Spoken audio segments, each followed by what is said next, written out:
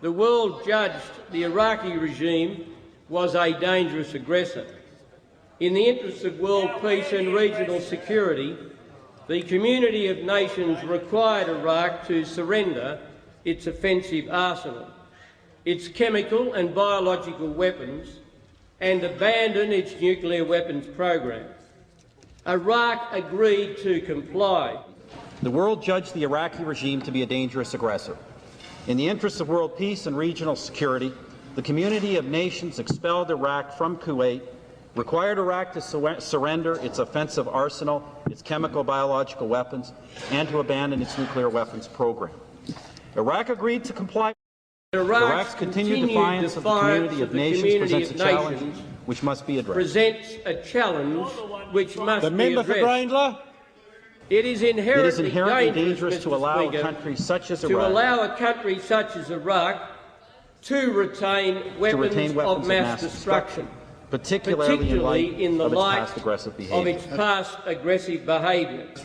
If the world community fails to disarm Iraq, we fear that other rogue states will be encouraged to believe that they too can have these weapons, these most deadly of weapons, to systematically defy international resolutions, and that the world will do nothing to stop them.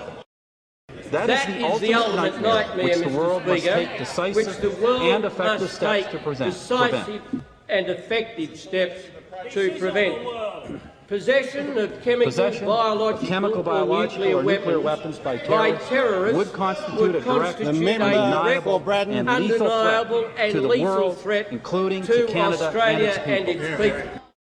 The world has tried other means for years, but so far to no avail.